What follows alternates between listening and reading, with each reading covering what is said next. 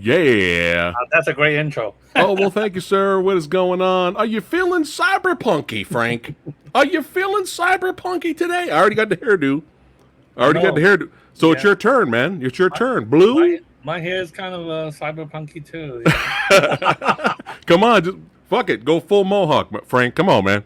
Full mohawk. Frohawk. Yeah, there you go. What's going on, brother? Thank you again for coming back here. We have in the house the master of remaster. That's right. Frank Jang in the house. You know where to find them.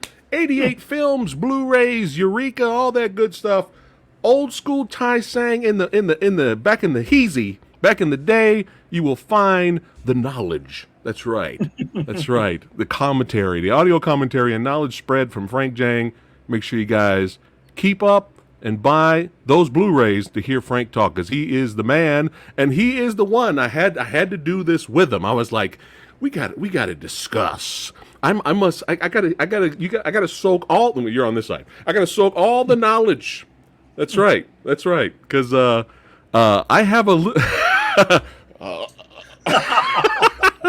I have a little interesting, well, not interesting backstory, but I'm going to be honest, and I'll go first with my relationship with this movie. It'll be very brief, and then you can talk about your relationship with the film, and then, you know, the show is yours. We'll have fun talking about the movie, and I can't wait to hear all the the juices, all the Easter eggs and the nuggets and stuff like that. But first, let's see who was here. The Movie Dojo Army showing up. We got Jacob in the house already saying, yes, it is that good.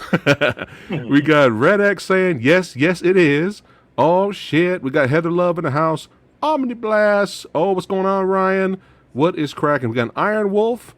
Oh, shit. We got Jad. Oh, what's going on? Lone Wolf. What is cracking? Gene. All the badasses are showing up to talk about cyberpunkums. That's right. So my experience with the film, I love sharing experiences because it's always so different for every single individual, right? Definitely. And it's fun. It's fascinating, right? And it's just one of those, you know, I just had to pick this movie. Is it really that good? It's perfect for this brand new series. And it's one of those rare cases where the audience and the critic scores are both high at the exact same time. And there's always it's always like this, right? And I was very surprised. The audience score was even higher than the critics. I was like, wow. But, you know, we're going to talk about it. But, Gold Movie says it's overrated. All right, there you go. Oh. It's all good. We can all share different opinions here. It's all love. It's all fine. That's right. Agree to disagree. All right, so here we go. I'm a Star Wars guy. You know what I'm saying? I'm a Star Wars guy. It took many years, you know, for me to finally watch the good stuff and see what was special about Star Trek, to finally appreciate and respect the good stuff of Star Trek, the good of Star Trek. So it took me a while though. It took me a very long time. But I'm down with the Force. You know what I'm saying? I'm down with Empire Strikes Back, son. I grew up with The Last Starfighter. That was one of my favorite childhood movies of all time, right? But the sci-fi flicks I grew up with that I really enjoyed, you know, it usually there's a lot of action to it. There's a lot of boom, boom, boom, bang, bang. And usually I'm like, if I'm going to a sci-fi movie, especially growing up, I'm like, where are the damn glowy sticks? Okay? I came for the Force and the glowy sticks, all right?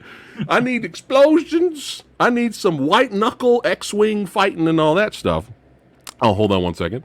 Nate Dogg, thanks again for the dono. The fucking ruckus has started. Oh, yeah. This is a great movie to do. Is it really that good? Yep. So, well, thank you, Nate. And for some reason, I just couldn't connect with Blade Runner. I tried, you know, growing up, when you're young, forget about it. It's not going to happen. I would just get bored instantly and click it. I would see scenes of Blade Runner, and then I was just like, all right, I'm tired of this. Let me watch something else. When I got older as a teenager, I think it was around the time where it was a big deal of them re-releasing it in theater. I'm sure you remember that, right? That was like a big deal. And I remember seeing... I do have a story to tell. Okay, save that. Yeah. And so I was just kind of like, oh, it looks so cool, but I was so fucking bored every time I try to watch this movie. I don't know. And I was so close to going to see it in the big screen for the re-release at the time, and I just couldn't pull the trigger. You know, I would waste my other money, teenage money, and go see Call the Conqueror. You know, high quality movie. You know, yeah, that's what I paid my money to see because I was an idiot. And I just, you know, it just didn't work. I would see it. I just like, I don't have any interest. And then, you know, DVD came out. That was a big deal. Still couldn't pull the trigger. My couple of buddies of mine were huge Blade Runner fans, and they for years, Blade Runner, come on. I'm just like, I just couldn't do it. And then finally, the final cut came out on Blu-ray. And I don't know what made me do it. I don't know what made me do it. I think I got it. It was cheap. It was a really good price. And I was like, all right, I'm going in. Am I going to regret this? Am I going to regret this? Oh, my God. But by the time I bought this, obviously, I'm a lot older, right?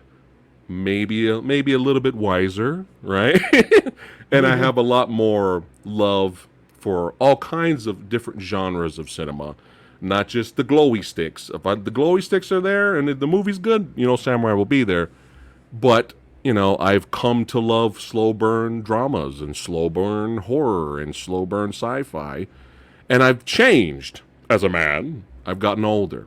And I got more patient with cinema. And I sat down, and I knew, because my friends told me, it's not an action movie. It's not an action movie. It's not about action. And I popped it in, and I started to watch it with Lady Fat Blood.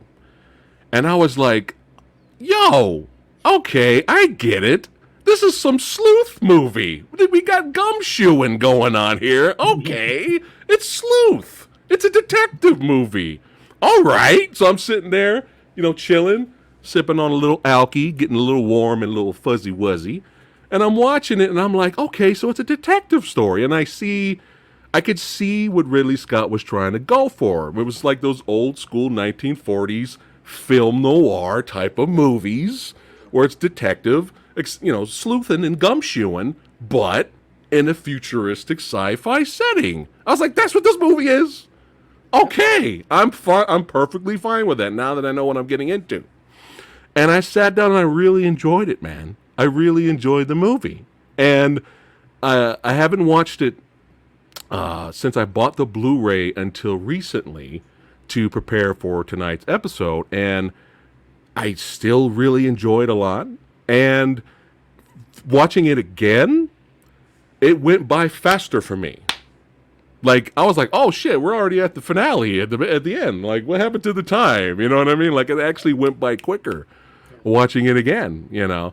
And it's just a fantastic sci-fi flick. But now that I understand what Ridley Scott was trying to do, I was pleasantly surprised.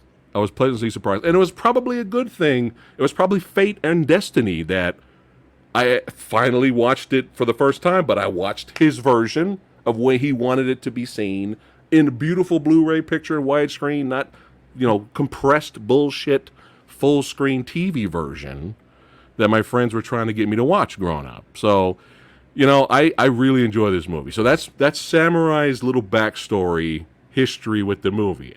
For years, I couldn't do it. I was like, this is fucking boring. I can't do it. You know, got older, got a little bit more mature, enjoyed it. All right, Frank. It's your turn, my friend. My story goes a little bit more further than yours. I know. You were how exciting. You saw this so you saw this in theater when it came out. I saw it in theaters twice, and two different versions. But you know, let's start from the very beginning. Yeah. Let's go back. Copyright claim. No, I'm just kidding. I'm sorry. No, I'm kidding. Okay. Go ahead. This was like late 1982, right? Late 1982, I was living in Hong Kong. And I, at that time, was going to see movies with my classmate, one of my classmates, who's like also loved films. So we would go see movies together. Yeah. You know, all kinds of movies, Hong Kong movies or even Hollywood movies. And so for Chinese New Year 1983, I believe, or maybe the Christmas, it's around that time, right? Christmas, Chinese New Year 1983. They have both ET and Blade Runner. And for some reason, I was not attracted to ET. You know, Right. they start showing the commercial on TV. Yeah. The moment I saw the promo for Blade Runner, I was hooked. The images, it was just the images. Like, they were showing all these nice images, and I thought, wow, I should go see this movie. So I told my friend, hey, let's go see Blade Runner when it comes out. Then I guess he went home. We're talking in school that we'll Yeah. go see Blade Runner. He went home, told his mom, oh mom, I'm gonna go see Blade Runner with Frank. And then his mom told him, oh, you guys shouldn't go see Blade Runner. One is not an action movie, just like you thought, right. She said it's not an action movie. Two is really like drama or dark or what have you, it's gloomy and all that, Yeah. you guys should go see ET. And so he came back to me and said, let's go see, the day we met to go, see the movie. And, remember at that time, you still have to go to the box office and buy tickets at that, right away. Mm-hmm.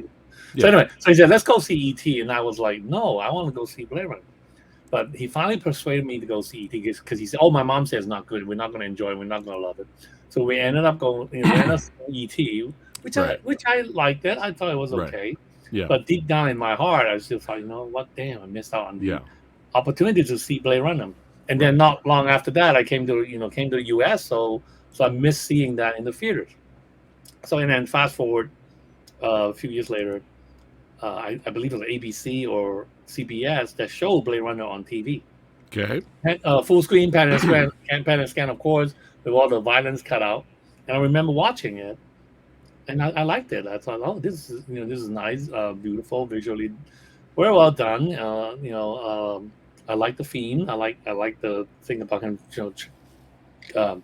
tracking down these replicants, and also I like a lot of the visual, the production design. How there's a lot of Asian elements in that film at that time, which I really like. The idea that the Japanese would be like this big ruler of worldwide commercial thing. Of course, now it really should be the Chinese, but that's a totally different story. So anyway, so I saw this on TV. I loved it. I thought it was great. I liked it. Okay. And then I guess another year or 2 years down the road, Criterion released the Laserdisc. Okay. And by then I already had a Laserdisc player. Right. And I thought, oh, this is great. It says widescreen. Awesome. I can finally see widescreen ratio. But I couldn't afford it. It was too expensive. I think what was it back then? $99.95. No, I mean the price. $99.95. Oh, okay. Okay. All right. Oh, yeah, that's about right. That's about right. I think there were two versions. I think there was a CL. Laser did a CLV and a CAV, right? Yeah. CAV had a little bit more special feature on that stuff. Right. I remember. I think the CLV was at least $60 or more. Okay, lasers were expensive, bro. At that time, and the CAV has to be at least $99.95. I just couldn't afford it, so I rented the CLV version, the Laserdisc, from my local video store, which amazingly is still around. Oh, wow. I know. It's called Video Room in Piedmont. I think they moved, but they're still around. So anyway, I rented the Laserdisc, went home, watched it, finally saw it in the original aspect ratio. Love it. Great. Fantastic. And only at that time did I realize that whatever's on Laserdisc was actually not the theatrical cut. The theatrical cut apparently removed some of the more violent shots, the eyeball gouging scene, right? Chris getting shot multiple times. So only when I've watched the Criterion Laserdisc did I realize that this is actually not the actual theatrical cut. They took that out of the theatrical? Yeah, I think had they included it, I think it wouldn't even have gotten an R rating. It would have gotten an X rating for the violence. Okay. So anyway. So long story short, I never really saw the theatrical cut in theaters. Right. Anyway, so I saw the Laserdisc, loved it, and then I think this was 92 or 93. They started advertising. The theater started advertising Blade Runner, the director's cut, and I said, "Holy shit, the director's cut!" And they were showing it at like San Francisco Castro or Coronet, and then Grand Lake Theater in Oakland.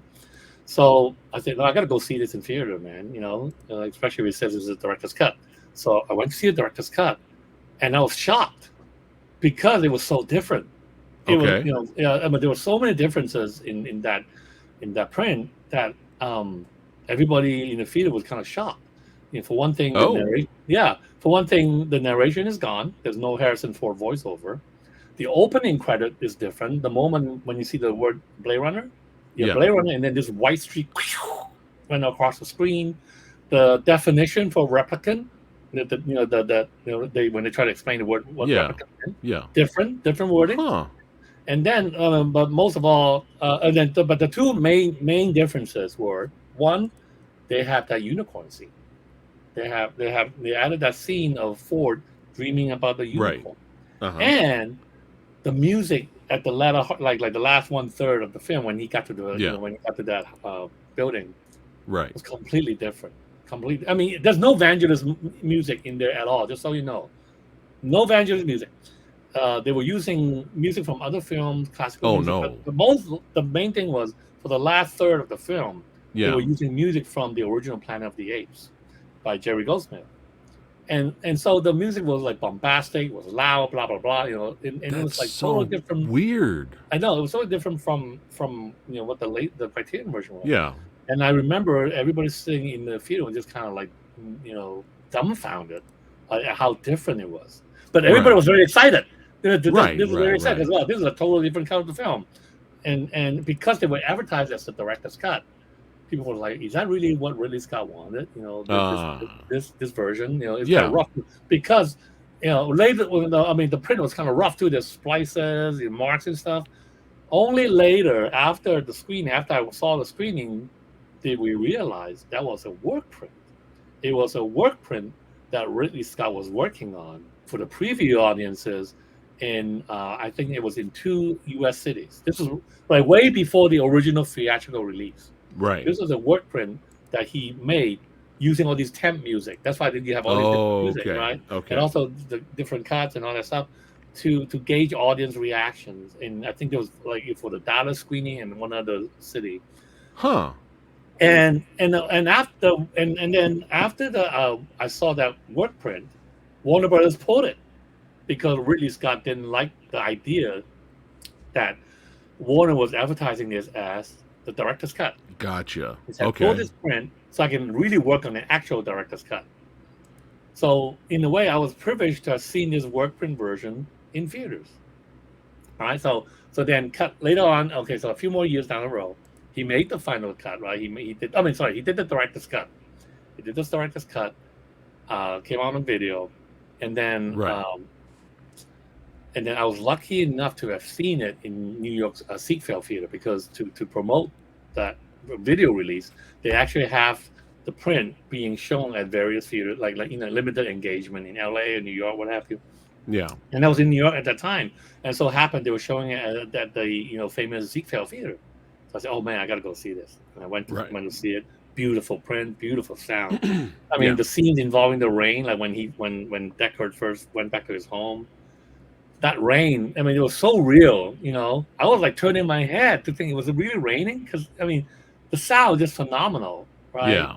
Yeah. So, but anyway, I had my wish of seeing this, this quote unquote director's cut Right. version in the theater. And then later on, of course, we have the final cut. The final Right. cut is really more of a combination of the director's cut and scenes from the work print that he put Okay. it back in the final cut. But personally, I think I like the director's cut a little bit more than the final cut. I think it mainly because of the unicorn sequence in the director's cut when the unicorn came up. Right. It was a fade in. So as he was playing the piano, it Right. fades in to the unicorn running in the woods. Of Right, course, that was right. from Legend, right? I mean, that unicorn Yeah, thing was he yeah. took it from Legend, but then Right. and then it fades back to him, playing the piano. And then Tim Curry shows up. I'm just kidding. Go ahead. Yeah, I know. Good. So, but yeah, I thought that was a better transition than what he did in the final cut. Because in the final cut, Oh, interesting. If you remember, Okay. as it was on the piano, it cut to him looking kind of like dreamy Right. and up. then we saw the unicorn sequence, and then when came back out to the piano. But I thought the way it was done in the The director's cut was the better than the better final cut. transition in the director's Yeah, cut. but Interesting. yeah, but it was Okay. it was a conflict because in the final cut you have additional shots that were in the work print. That's not Right. in the Right. director's Right. cut. So in a way, I mean, I guess it's good that we have both Yeah. versions. Yeah. I And mean, that's a good eventually, thing. yeah, and eventually when he released the Blu-ray, he included all four versions on it. He had the final cut.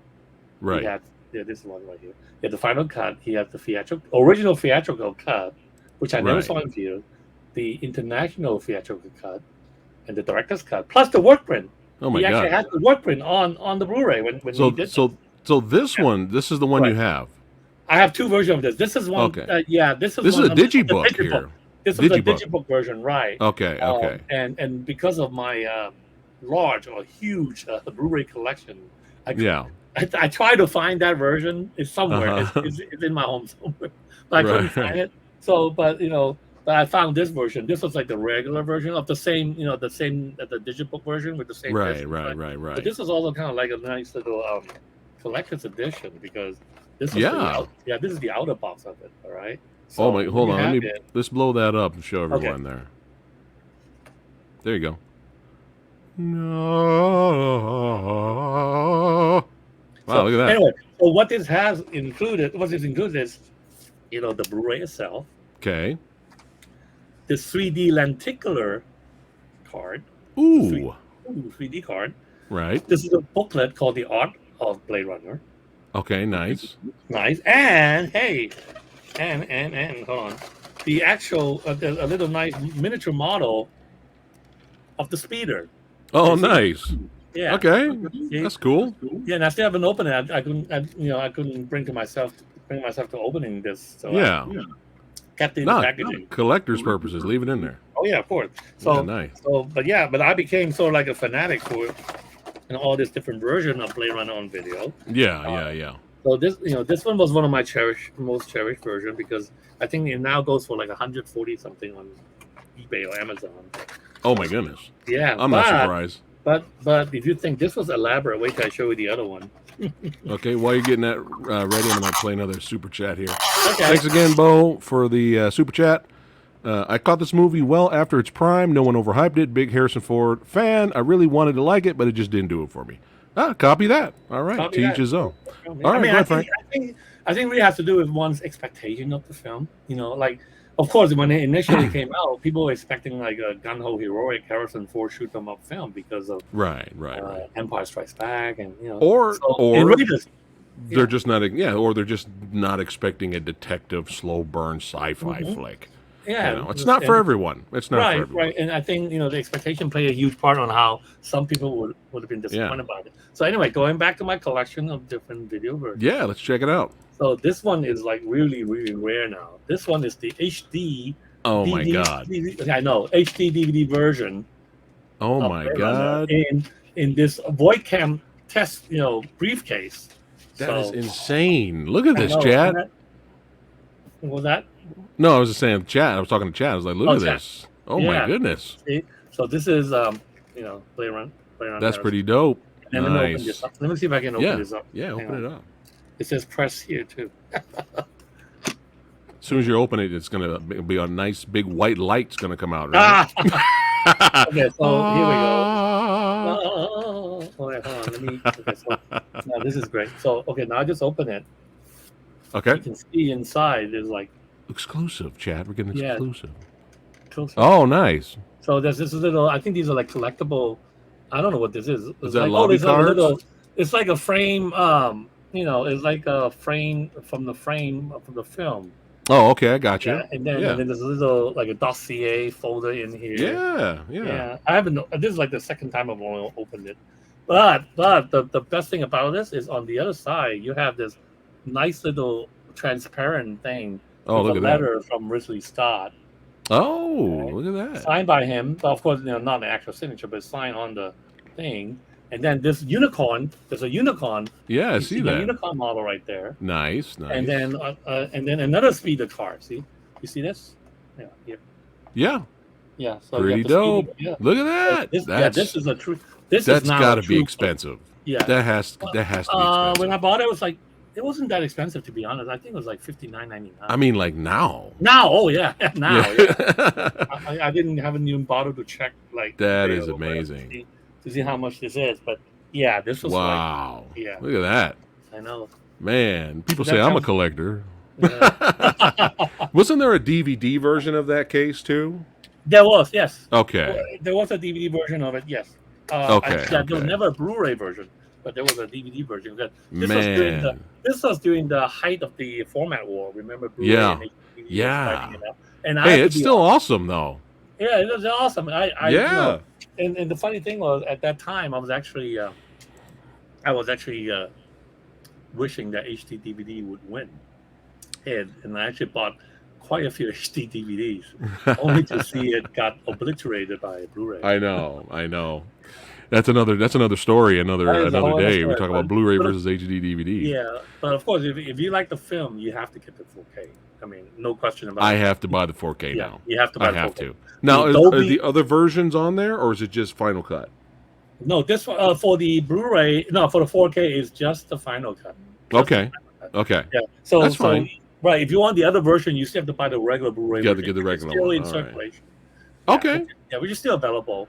And But it's yeah, definitely I worth checking have. out. I mean, there's 5 versions of it, right? Final cut, theatrical, international, Oh my director's cut, God. plus the work print. I mean, yeah, you get the money's worth. But yeah, the 4K is amazing. The Dolby Atmos sound is just crazy, Oh crazy man. good.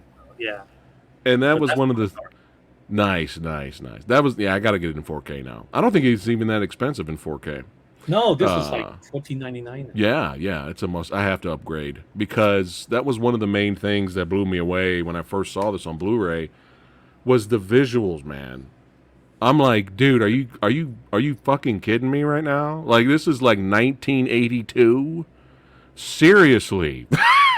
Yeah, I mean the world building is just amazing.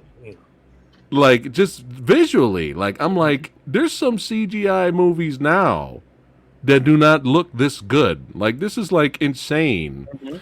This is insane. 1982, and these pixelated gifs do not do the visuals any Right. justice. Right. But I have to show something. Oh, Like yeah. it's look at this, 1982. Mhm. I mean, it's insane how good the visuals still look. Right, because it's a combination of visual effects and also models. Yes. They build all these Yes. miniature models of the city, so when combined, it really make it really like real. Yeah. And speaking of models, that's what I wanted to show you. So a while back, a buddy of mine took me to Warner Brothers Studios, and they actually had one of the models from the movie there. So I'm going to show you guys here. Check it out. Oh wow! Hey, look at that. Oh my gosh! It was an actual replica. Wow Yeah. No, it's not a replica. It's like one of the models they actually model, used. right? Yeah, That's yeah. amazing. And like I Yeah. said, he had the foresight to show how Japanese that. influence. Yeah, I mean the Japanese influences and how. Yeah. And this Yeah. thing was big. Like, I'm not Mhm. doing it justice. I'm not standing next to it, but it was a pretty large model. Right. And as you can see, I'm pretty sure I have a GIF somewhere here of it in motion. Let's see if this is the one here. No, that's another beautiful shot. But yeah, look at this. Look at this. 1982, guys. I know. 1982. Mhm. This is insane. Yeah. I don't even think Star Wars Episode 2, The Clone Wars, looks that good. With their little flying car city sequence. But yeah, I And got it also in here like how somewhere. how the real Here we go. location. Yeah, this is it. Look at that. Yep. Look at that. It's beautiful. 1982. Here's I think I have a better shot here. Oh, that's it. So the cop car is saying, "Peace out. We're gonna get some donuts." That was the only shot in the film which you could actually see the wires raising Yeah. the speeder car. That was the Yeah. only- yeah. And of course, he removed them digitally in the final. Right. Yeah. Let's try this one. Is this one? No, it's the one I did No. already. It's around here somewhere. I'll find it. But yeah, keep talking. Okay. So, but like I said, I mean, it's a combination of models and special. There it effects. is. Yeah, there it is. Look at There it that. Look at Mhm. that. A real new model. awaits you in the off-world colony. Yep. That's beautiful, man. Yep. It's But beautiful. I had a 2001 Space Odyssey experience. I was actually late to the game watching that movie. I've never seen it. And a buddy of mine got it for me on. No, actually, he raved about it so much, I kind of gave in, and I don't regret it. I bought it on 4K, and I watched it on 4K, and I couldn't believe how amazing the soundtrack and the visual effects were for that time, for the 60s. I couldn't believe it. And the same thing with Blade Runner. I had the exact same experience when I watched Blade Runner on Blu-ray for the very first time. I was just like, Jesus, this is ridiculous. Like, this is ridiculous how good this looks, man. Yeah. And that's what's awesome about the 80s, man. They had to be creative. Be creative, yeah. They had to be creative. I mean, the British was like the best, model designers and model workers. I mean, like most of this film was shot in England, of course, and so they were using a lot of the crew from England. And they did a tremendous job. So let's talk a little bit about the books, the novels. Do you have any history with those? Well, I think anyone who's interested in this film has to get this book. This is like the Bible. And I mean, of course, there are several Blade Runner books out there, but this one still impresses me the most. And this is it, The Future Noir, The Making of Blade Runner by Paul Salmon. This is the updated version, which included a little bit a discussion on the sequel, Blade Runner 2049. Nice, I bought both versions, of course, the initial version when it came out, and then later on when there's this updated version, I bought this version. Nice. Wonderful book. It tells you everything you need to know about Blade Runner. Future Noir. Future Noir. Right. Perfect title too. But Future Noir is what this film is about, and created a new genre all on its own. Tech noir.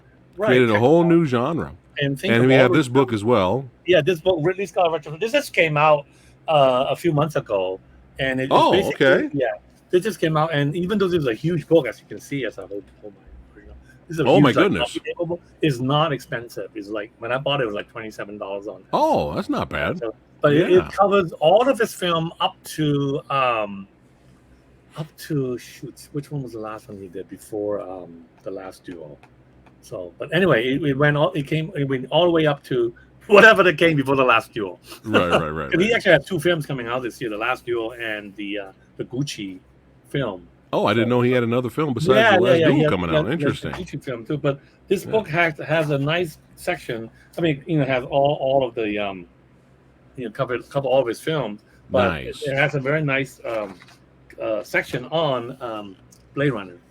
So, okay, cool. Yeah, so definitely you should get that. Let's see.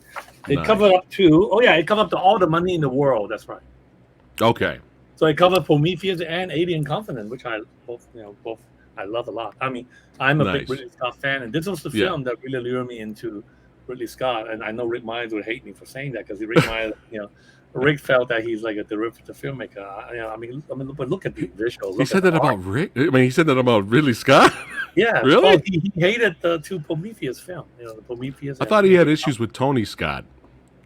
No, he had an issue with Okay. Yeah. But this film. What can you say? I that could be a discussion for another day. But I liked Prometheus more than anything Covenant, but that's a discussion for another day. Oh yeah, I love Prometheus. But everyone has their favorites, right? Some people love Alien, and some people hate Blade Runner, and some people hate Gladiator, and some people love Legend. So it's to each his own. It's fun. But yeah, for those of you who have never seen Blade Runner, it came out in 1982, as we mentioned earlier. And the plot synopsis, as Frank mentioned earlier, is that a Blade Runner must pursue and terminate 4 replicants who stole a ship in space and have returned to Earth to find their creator, because even though their creator, made them as perfect beings in a way, there's a failsafe. And that failsafe is they only have 4 years to life expectancy. That's it. After that, if they die, they turn off. So they're like, fuck that. I think it's not surprising that they have the technology to create these replicants, and just this amazing technology, but they just use them as slaves. Fuck it. It's like, it figures. Yeah, I mean that's an interesting.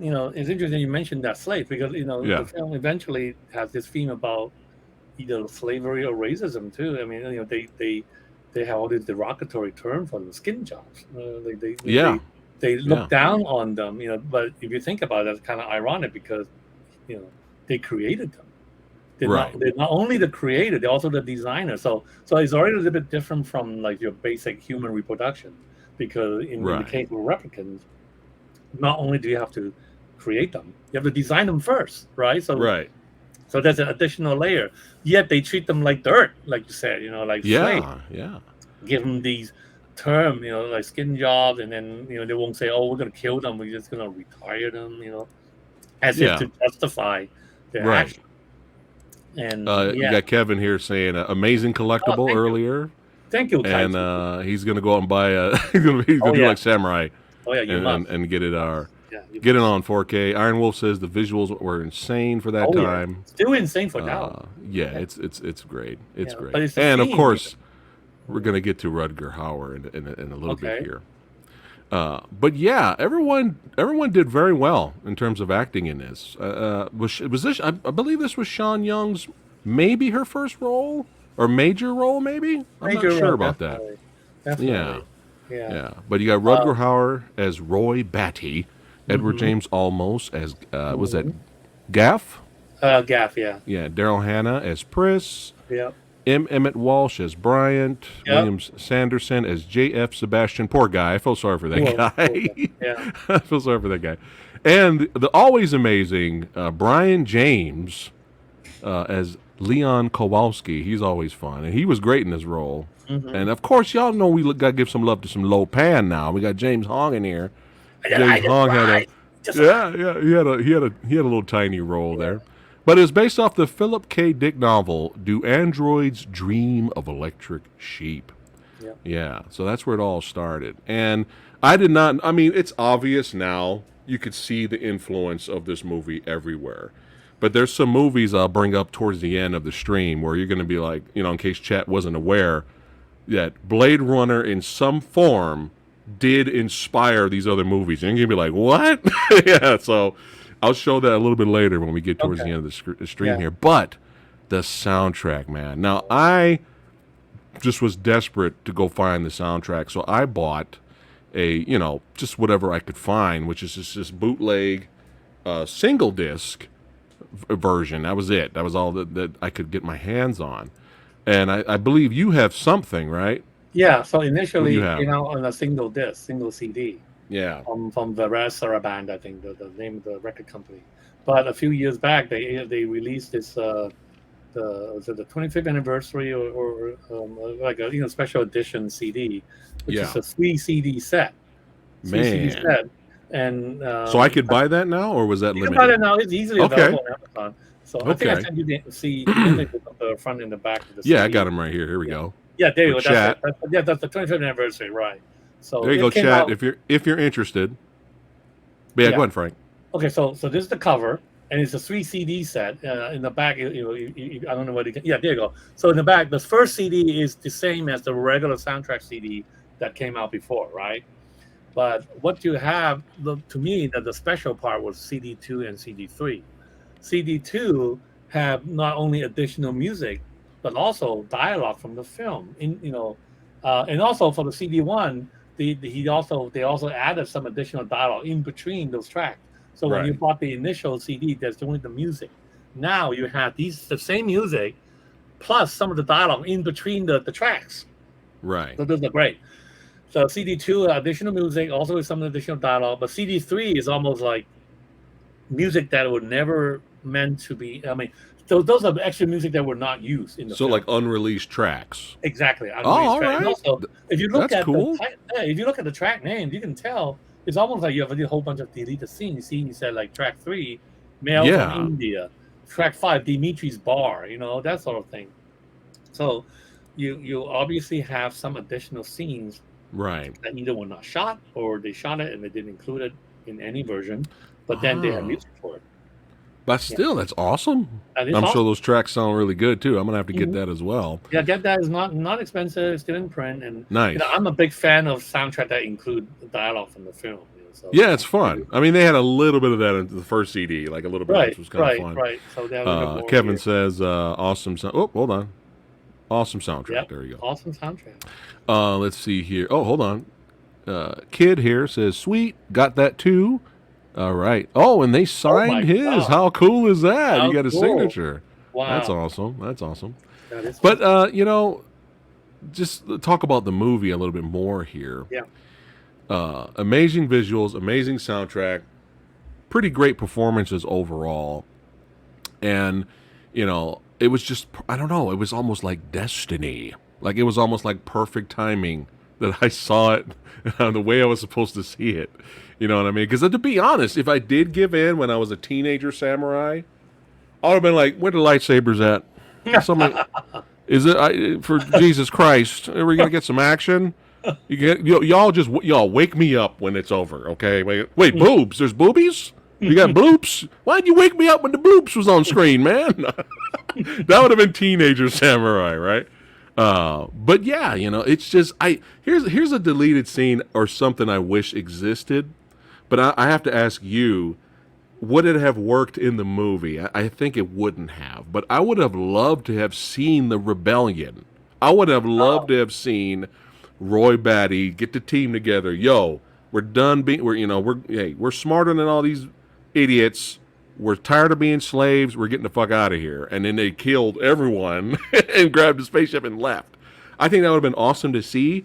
But do you think that would have worked in the movie? I don't think it would have. I don't If think they, so. I think it would have disrupted the tone of the film. yeah, I think there's this gloom, this whole gloom and doom tone yeah, about this film that really kind of fits, and having something like that, like a breakout or like a rebellion fight, right, I think it would have been too Star Wars for its time. probably. Yeah. Especially everybody getting murdered. Right. Right. Maybe as a deleted scene, it would have been fun. Right. But yeah, it wouldn't have worked though. You're right, because it kind of would have taken away the mystery, the mysteriousness of each replicant. Right. You know what I mean? Right. Because when Roy Batty first shows up, it's just like, oh, who is this dude? And I mean, Rutger Hauer, man, rest in peace. He's one of my favorites. I love him in The Hitcher. That might be my favorite Rutger Hauer movie, but he's so good. And he's just, it's just his performance is like, it's interesting because he's sometimes very playful, Mm-hmm. right? Oh, he Yep. steals all the scenes he's in, by the way. Mm-hmm. Mm-hmm. You just drawn to him. You can't take your eyes off of his performance in this movie. But sometimes in the movie he's very playful, right? And then the very next second he's about to kill a motherfucker. Yeah. Yeah. He's like, Yeah. "You're dead now. I'm gonna squeeze your head, this way, and put my thumbs in your face and So your eyes for fun." One interesting aspect, but first I have to mention the one thing that struck me the most, even though back when I first saw this movie, I felt that the replicants were more human than the human characters in the film. Right off the bat, I felt that they were more lifelike. They're more, it just felt like that. They're more. I mean, look at Harrison Ford's character. He's like, he's deadpan. Kind of Yeah. acting kind of weirdly. I mean, of course, later on we kind of knew why, but Yeah. to me, I always felt that it was a deliberate way for Ridley Scott to show, even though these replicants are not human, they're more human. Like, remember Tyrell's philosophy, the motto was more human than human. Right. So Right. and Scott showed that in the replicant, in the full replicant. And it made a great Rob Zombie song. No, I'm just kidding. Yeah. But Yeah. but no, that's a good point because it's especially at first. Yeah. It seemed like Harrison Ford's character was checked out. Mhm. Like really Like didn't stoned out, like he care. was stoned out, Yeah, Yeah, like with he really his, didn't care about anything. with this Sam Spade like narration. Of course, later on we knew why it was deliberate, But yeah. Right. He's just zone out, and he doesn't act like a normal guy. And Right. then you met Roy Batty. He's like, wow, this guy just showed off. He's like, cool. Right. Did you get your precious photos? I mean, it's great stuff. And It's iconic. Yeah, It's iconic, man, yeah. Iconic. Yeah. Yeah, so word of advice, never question a replicant. Just don't do it. It's probably going to go wrong. It's not going to go good for you. Right. Yeah. Oh. I mean, also the void cam test, is a test for empathy. Yeah. That's another. There's all these. I mean, I like how they bring up this concept, the void cam test, the replicant, Yeah. and then within the film they question it. Like when Sean Young asked Harrison Ford, "Have you ever Yeah. taken that test yourself?" Right. And then you have again the memory. Tyrell mentioned, memories, and we implant these memories into Yeah. Rachel. But then remember, replicants only have 4-year lifespan, but then he implanted his niece memory, which goes all the way back to childhood, and of course that somehow created this illusion in Rachel's mind that I'm going to live longer than 4 years. I mean, Yeah. I already live longer than 4 years because I have all these Right. memories. I have all these Yeah, memories of she. kids. Yeah, and Ford. I mean, Decker. He pointed out that she doesn't know she's a replicant, does she? Right, You know, it right. was very interesting. And then also in the end, and in the original version, we heard Decker say, "Oh, she turns out she's a special case, no 4-year lifespan."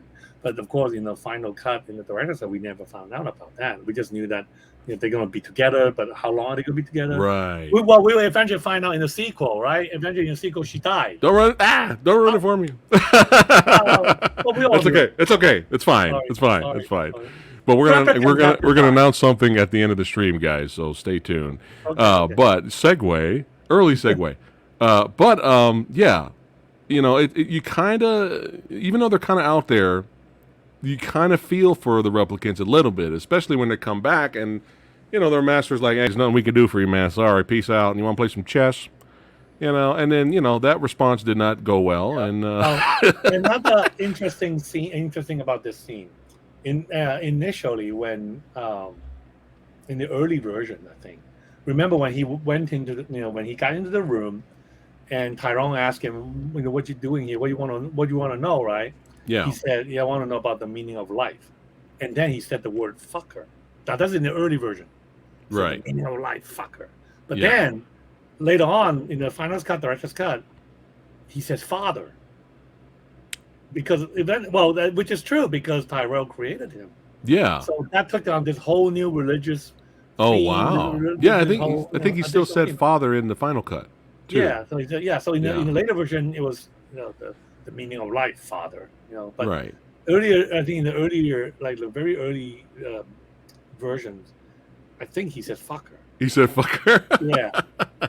Okay, because when I was searching for, I think you're right. No, because when I was searching for GIFs, I remember coming across that, and I was like, "Fucker." I thought that was like a man-made, somebody just goofing around making a funny but GIF. having him say the word Wow. father, it takes it to a whole new level. Oh wow. Right. It makes sense though. He made him. Yep. He made him. Mhm. And also, know. I love this other theme about the relationship between Deckard and Rachel. Deckard obviously falls in love with her, but then Right. that complicates things because he's supposed to kill her because she's a He's replicant, supposed to, yeah, right? because Supposed to. she Right. defects basically. Mhm. Once he implants in her head that, look, your memories were implanted, they're not real. She was like, "What are you talking about? I'm real," and she Right. left. Yeah. What was it? What was the name of the company again? Tyrell Corporation. Yeah, she left. Then they're like, "Well, she's on the hit list now." Right. Um, but if this and this raises this question about love in general. So if he can fall in love with a replicant, Right. is she a human now? I mean, and also if she loves him back, in the film eventually he's kind of right. She loves him back, right? Right. So is she human? Why would she love him back if she's a replicant? Is it because of Right. the memory? Again, all these questions about. I think the film main theme obviously is what is human? What does it mean to be Right. human? But Right. there's all these other side little things that kind of takes the theme to different variation, different ways. Right. So again, I already said that I really like the movie. The visuals are insane. The music's amazing. Performances are fun. It's just slow burn detective stories, not for everybody. I totally get it. But if I have to nitpick, I'm gonna have to say that this sequence was odd. Something about this whole leading up to the kiss, the leading up to Right. her, put your hands on me. Something felt off. I don't know what it is. Well, I think there were several reasons for it. One, they hated each other on the set. Oh. Harrison Ford and Sean Young did not get along. I heard. Oh, really? Did not- Okay. Well, Harrison Ford had a tough time making this film. He hated it while he was making this film. Oh, really? He really didn't like. The book Future Noir talks about it, but Oh. he hated doing this film. He really didn't like the character. I think because, again, Harrison he was- Ford hates sci-fi. Well, yeah. because by then he was already Han Solo. Yeah. But he wasn't a fan of Star Wars either. But Right, that's right. another. Yeah, but then he felt that this film kind of deflated that image of him as a hero. And Oh. so he really didn't. As the film progresses, he really didn't like. Yeah, but- how it was done. Did he not read the script? Because Decker's not a hero. Decker's an Right, right. anti-hero. He did. Yeah. Yeah. But Oh for well. whatever reason, yeah, as the production went on, he became more and more like, I mean, maybe there was stress, it was delayed, or what have you. But Maybe. he and Sean Young did not get along. Oh wow. Yeah. Because after I watched it again today to prepare to talk Mhm. about it tonight, I had the audio. I put it on again while I was editing, and I had the audio commentary on with Ridley Scott. And I turned because I wanted him to see what he said about this scene with them too. And he said that it didn't work for him either. Like it didn't. He said nobody liked it. He didn't like how it came out. They didn't like how it came out. So if I have to nitpick, something just Yeah. felt really off on that Yeah. scene. Yeah. But luckily, it's short, Right. you know. So I mean, he's trying to teach her to love or show emotion. I mean, or that was force it. force it. You're pushing her against the Yeah. wall. We went. Yeah. We took it back to John Wayne era, man. Just There you slapping. go. No, I'm just There kidding. you I'm go. just kidding. I'm just I kidding. know. I'm Yeah, kidding. no, I agree. The execution. Yeah. I mean, I know what he's trying to say, but the way he did it wasn't perfect. Yeah. Right. But no, I did not know behind the scenes that they did not like each other at all. Mhm. Interesting. Mhm. Interesting. You know, But yeah. Ford had to go like many years later. Ford would finally admit it on the David Letterman show that at that time he underestimated how much this film was going to. I mean, the kind of status this film was going to gain. Right. And even after he made the film, he still hated the film. He didn't. He would not talk about the film for years until finally the film started gaining all this cult status in the '90s, the late '90s, early mid to late '90s. Right. And finally, one time on the David Letterman show, Letterman finally asked him about Blade Runner, and he admitted it. And you know what? I underestimated the appeal of this film, and now I've come to accept the fact that this film is a masterpiece. And this film is, in other words, he's now glad that he did the film. He's satisfied with his performance in the film, even though he wasn't before, and the fact that he realized this film was actually pretty good. Yeah. Right. Come on. Wow, that's pretty cool. Some actors take it to the grave, though. I hate that movie forever. That's awesome, though. That's pretty awesome. But we did get a little bit of action here when he finally comes across the one replicant. He takes her out. Right, Zola. Oh, sorry, skipped around that one again. Right, man. The stunt woman went through that glass. Or was that? That wasn't the real actress going through the glass. No, again, in the earlier version, you actually saw the stunt woman's face. Oh, okay. And then in the final cut, in the director's cut, in the final cut, they have to digitally insert the actress face to the stunt woman's face. Oh, wow. Yeah, if you go back and watch the earlier versions, the work print, the theatrical cut, international cut. Yeah, interesting. That was a stunt woman wearing a wig as she was running away, crashing through, being a badass, going through the glass. All right. In the director's cut and the final cut, they digitally put back. I think it could have been only in the final cut. I have to watch it again, but I think it was only in the final cut that they inserted the actress face onto the stunt woman's face. Oh, yeah. See, okay, interesting. That scene raised another prospect. Remember, after he shot Zola, and the cops came, and then looking at the corpse, Decker showed this kind of like, this disgust, this guilt. Again, if he's supposed to be a replicant, why is there a feeling of guilt and disgust? Right. That was another theory that we can get into now. Mm-hmm. I was going to save it towards the end there. Okay. Is Decker a replicant? Hell yes. Oh, shit. That shot alone right there. Because oh, shit. Frank, you heard it here. You heard it here tonight, chat. Frank says yes. Decker is a replicant. All right. All right. Interesting. Because of that shot. Because if you go back and watch that shot, you saw her eyes. Right. That's obviously a replicant's eye. But then look at his eyes.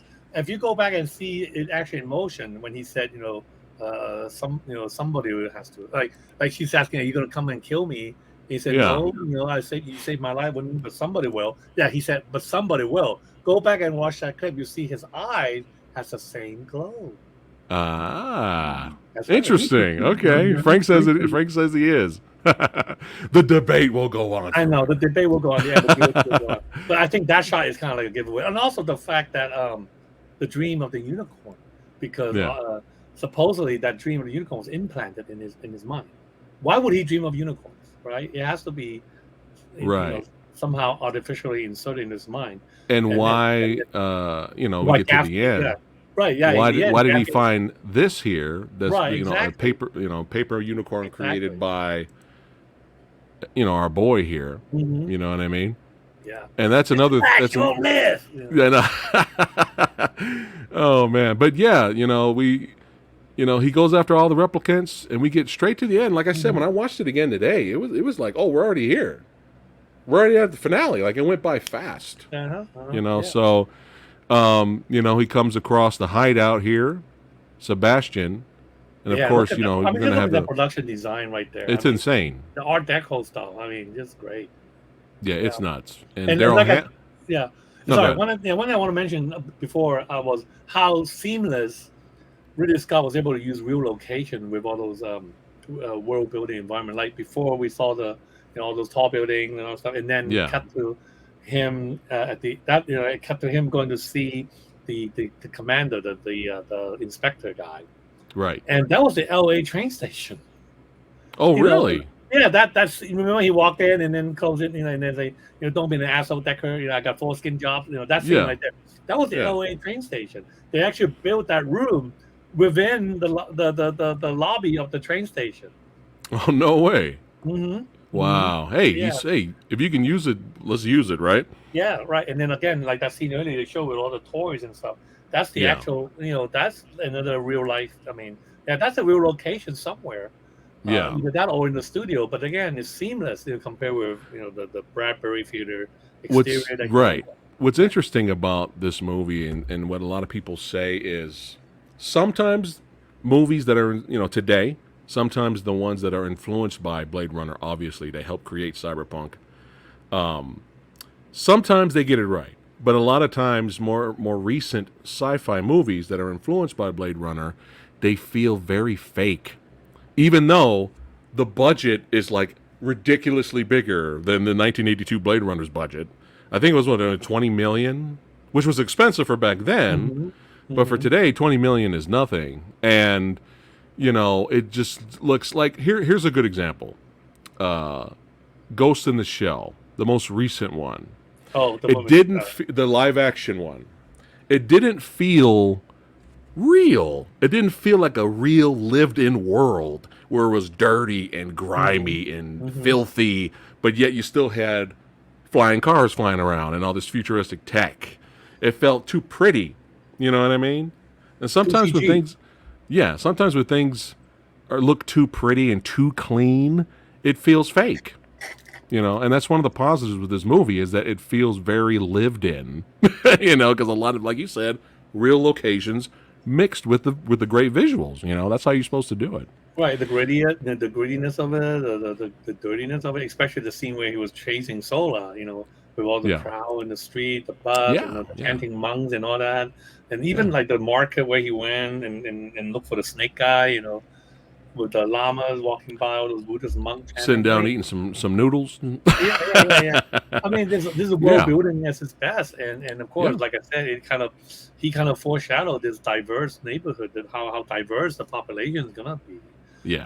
Of course, he carried it to his extreme with this weird language where Right, the language is a combination of Japanese and German, all that stuff. But of course, we haven't had that yet. But just right. the idea that that the world is going to be so diverse Yeah, with all these technology coming from different countries. right. Yeah. Yeah. And we have our finale here with Daryl Hannah, the pleasure bot, doing some action before Kill Bill era. Daryl Hannah, she did some action starting here, and that was a nice little fun fight. But for me, the highlight is just the cat and mouse chase between Roy Batty and Ford. Man, it's just Hmm. great. Rutgers hamming it up, but having such a great time. And it's kind of scary a little bit if you think about it. Just imagine yourself in Decker's, shoes.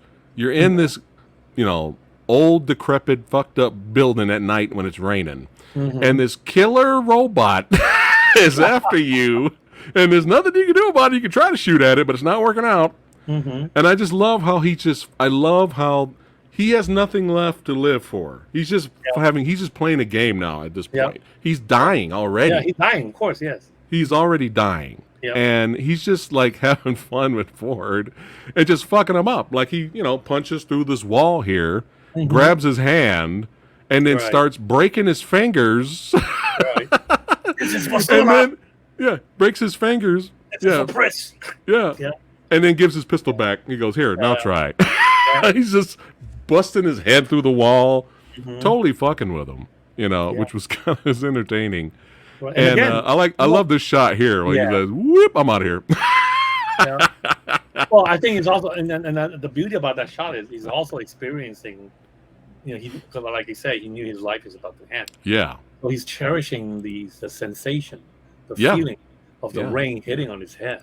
He's Another just thing cherishing- that he's just cherishing that moment.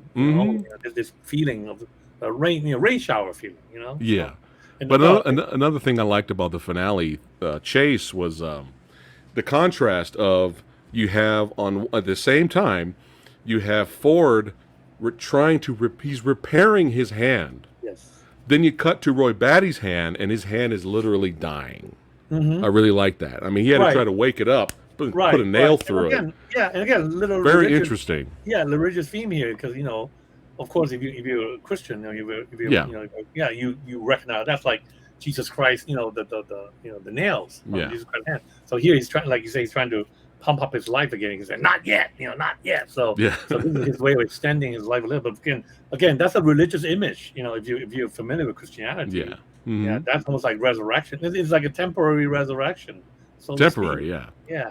And Rugger really did this jump here. He really jumped over that. I was like, I'm sure for the wide shot, maybe it was something else, but he did do that jump. Yeah, and just great stuff. There's a set in Pinewood, I believe. Yeah, and I just love how he's already dying. He knows the clock's ticking. It's over. It's almost like he's just having fun with Harrison Ford. It was just kind of like, there's really no reason to kill him now. Let me help him out.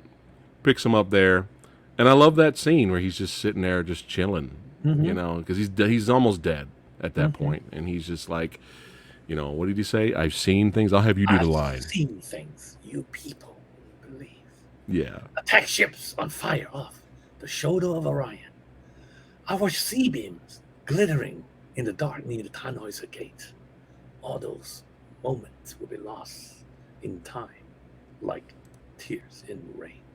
Look at that, What makes this moment so powerful is because, if you think about it, this film, with all the production design, all those themes, all the score, and the Vanger score, the wounded characters, all this dystopian atmosphere, all this thing, it's all building to this moment where you have this machine. The replicants real machines, right? So you have a machine becoming a man by quoting poetry as he dies. That's to me, that's the ultimate. That's the ultimate theme. That the film's building up to that moment. To have this machine more human than human. Yeah. Yeah, or in the end, becoming a human, really becoming a man. I wouldn't be surprised if Rutger came in and just read that line, and then they're like, "Oh, you got the job. Read this. All right, you're good. You're good. You're good. You got it. You don't have to do anything else."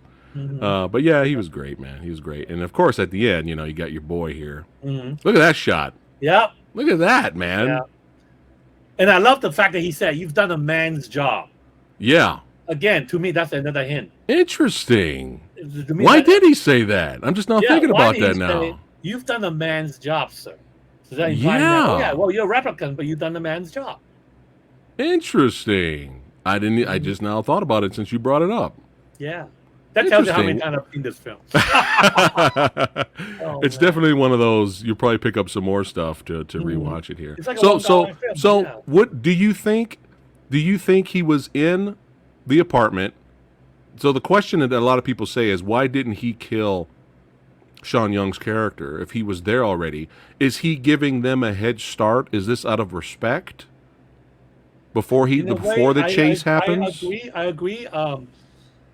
Either a head start. I think because remember, the previous scene, he said finish. Like Gav said, I think you think you're through, huh? And then Decker said finish, and he threw him the gun. implying that, well, you said one more to kill. That's racial, right? Yeah, Right. because I think, and then when he got to the apartment, he saw the unicorn. Of course, that implied that Gaff was there, right? And Okay. but for Right. whatever reason, Gaff decided not to kill Rachel. And like you said, I think there was two reasons. One is give you guys a head start. You can go, I'll come after you later. I'll give you like say, I don't know, 48 hours, what have you. Yeah, that's what Trying I to always be thought. right, and I'll Yeah. come after you later. Um, the second thing was I'll let you guys go because you suffer enough. You as, could as, be. right, Yeah. you suffer Yeah. enough as a replicant doing a man's job. Let's put it this way. Because like again, this goes into the fact that if he's a replicant, Right. you are basically having a replicant killing replicants. So that's really Right. torture. That's I mean, right. It's like you're Right. killing your own kind. So in a Right. way, Gav was saying, you know what, I'm going to let you off this one because you've done you already killed the rest. You Right. suffer enough. You torture enough, right? Mm-hmm. Okay, I just got in. We want to read what Kaiju Ninja Yeah, said. Kaiju Ninja 1985. Love the name. I love the name. Yeah, did you he's asking did you like the narration? Or was it better I'm without fine it? with it. I'm fine with it. I think once I find out that it was deliberately done in that deadpan way because Ford hated it. Okay. Again, this Future Noir, the book talks about this. The reason why Okay. he did it like this, monotone, deadpan, lifeless way And of then this happened, and then we drove here, yeah, and yeah, right. Yeah. I So wasn't in Star Wars Holiday Special. That was somebody else. yeah. So he did deliberately because he hated the film. He didn't like Okay. the fact that he hated the idea of doing the voiceover. Okay. He didn't want to do it. Okay. He want to do it. But Scott said, you know what? Warner Brothers thought that the film was too deep, that people might not understand it. So Right. we need your voiceover to kind of clear things out a little bit, dumb down, basically dumbing down the film, right? So Right. but he did it that way. But I am fine with it again because, like you said, this is a noir. This is a neo noir, a sci-fi noir. Yeah. And having this voiceover, this Sam Spade voiceover, kind of fits the theme of the film. So I'm fine with either way. I Yeah. like the voiceover. Yeah. Yeah, I'm fine with it. I'm fine. And also remember, the voiceover kind of just fade away by the middle of the film anyway. Most of the voiceover just in the first 1/3.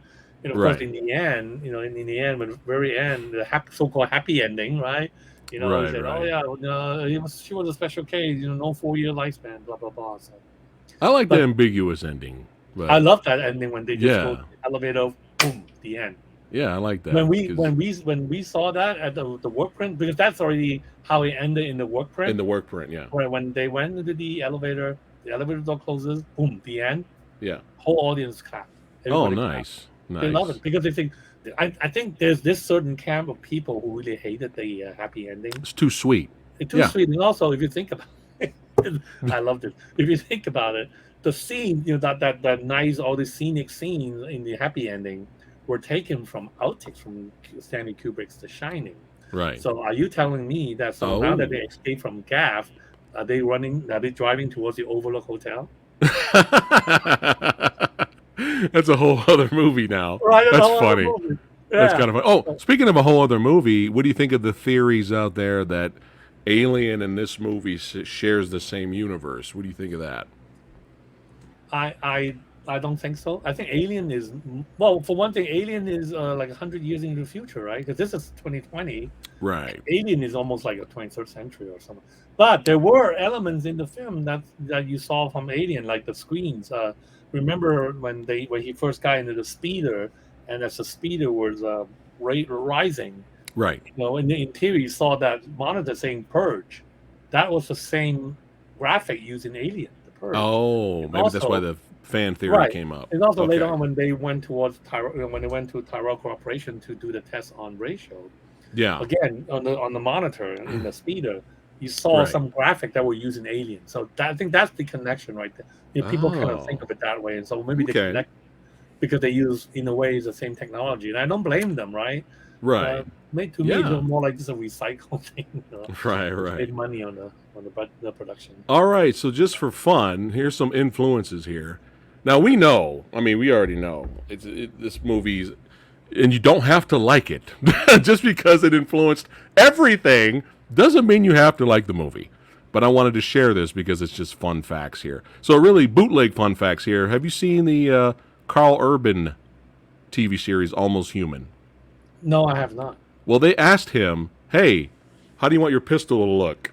Oh, And he said, "I love Blade Runner. Make it as close to Decker's pistol without copying completely what boy. Decker's pistol looks like." That's funny.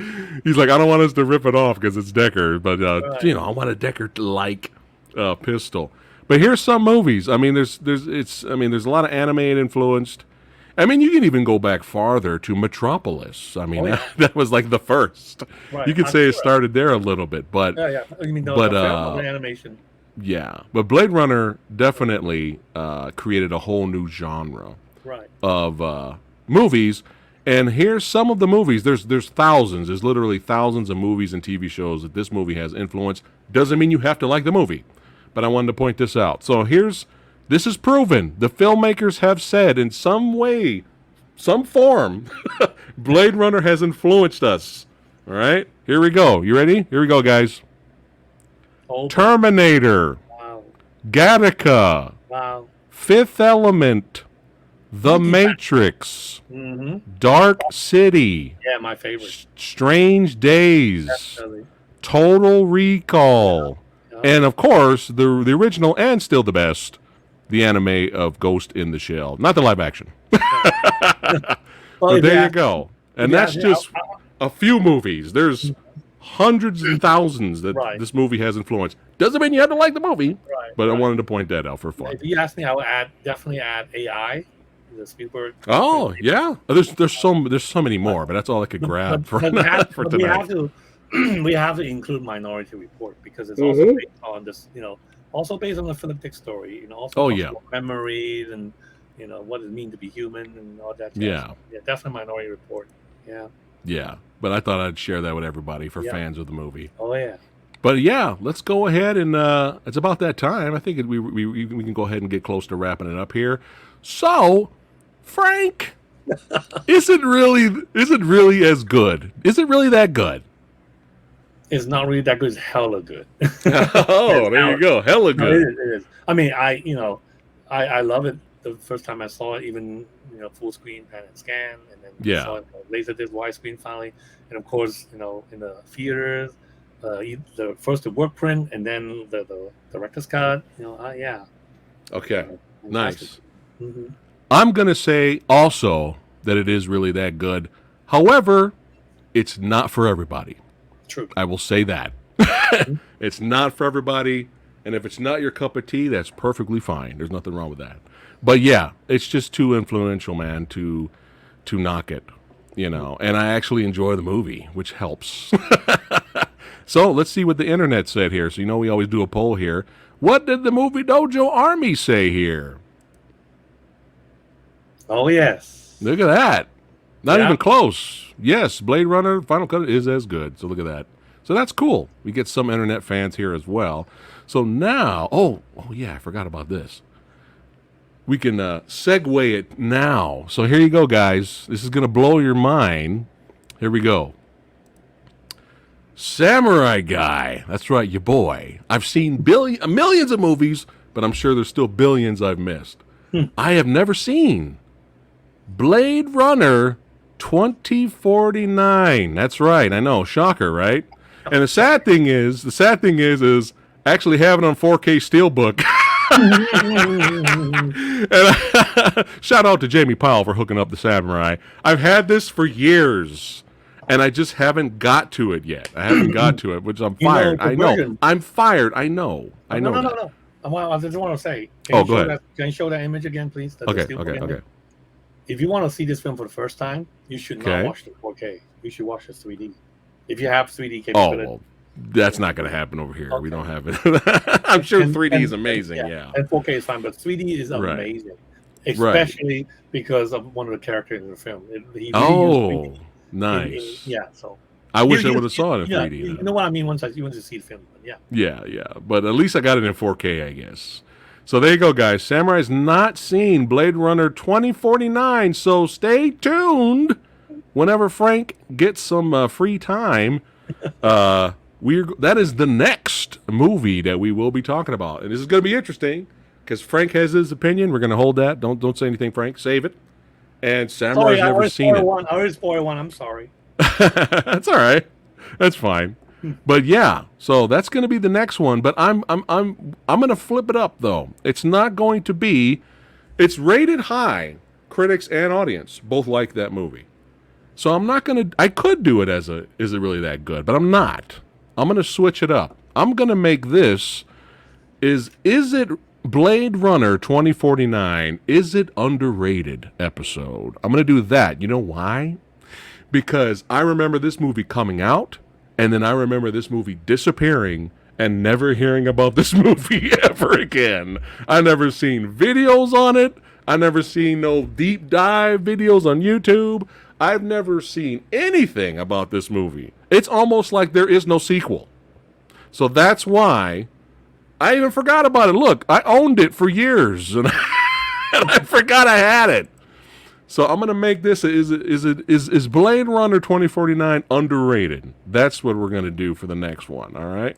But as always, Frank, it was always badass having you here. That's right. Make sure you guys check out 88 Films, Eureka. Look out for upcoming awesome and badass Frank Jang audio commentaries. That's right. He knows his stuff. It's always great having you here on the show, brother, talking movies. That's right. And tomorrow, if you want to hang out with Samurai at around 7 p.m. Pacific, live Q&A, ask Samurai anything, hang out, let's talk movies and pop culture, as well as you see this stack of blue over here, right? Well, you guys have been asking, let's see the damn PS4 video game collection, for Christ's sake. We've been asking for years. So there, I'm going to show my entire game collection tomorrow. And of course, we can always talk movies and pop culture because that's what we love doing here. We love having fun talking movies. We can always agree to disagree. It's always great. One final thing. Again, go ahead. For those naysayers or those who say they don't like this film or the film didn't do anything for me, I really recommend you check out Future Norm. This book might change your mind, just to know the behind the scenes, all the scenes, what happened through the production and afterwards. That might they might sway your mind a little bit, and I hope that we will do it. Yeah. So. Now here, it may still not, because people are like, look, it's boring. I can't do this. Now, should people that hate the first Blade Runner, should they even bother watching the next one? If they say this is boring, I don't care if it's slow burn, I can't stand this movie, I hate this movie, should they even try to watch 2049, or there might be something in there for them? I would say if you don't like the first one, you're not going to like the sequel. Okay. Because first, the sequel dwells upon the themes from the first film. Okay. It goes a little bit even further. Okay. Second, it does reference the first film. Okay. There you go. There you go. So whoever hated the first one, don't bother watching the second one. Yeah, Decker shows up in a sequel, so it's going to tie to the first film. Right. Oh, we got a super chat before we roll out. Lone Wolf Ronan, thanks again, my friend, for supporting. Thanks for your thoughts, Samurai and Frank, on this movie. Blade Runner and Blade Runner 2049 is great. All right, he's a fan. Much respects on the remaster of Wild Search. Oh, yeah. One of Chow Yun-Fat's best. All right. Thank you, awesome. Lone Wolf. Yeah, I had a great time doing the commentary. Yeah, that's going to be good. Yeah. That's going to be good. Thanks again, brother, for supporting. And Frank, for hanging out with Samurai, talking movies. It's always a blast. Frank's going to be back because he has fun with the knucklehead here. All right, guys. See you guys tomorrow. Oh, really quick. Also Wednesday, hang out with me and Alex Richter. That's right, the Kung Fu Genius. We're going to be hanging out, talking martial arts and movies. And of course, Versus is coming up, but I haven't uploaded this week's Versus. It's going to be a doozy. It's going to be a lot of fun. But yeah, busy week as usual. All right, guys, take care. See you tomorrow. All right, take care, guys. Frank, don't go anywhere. Bye-bye.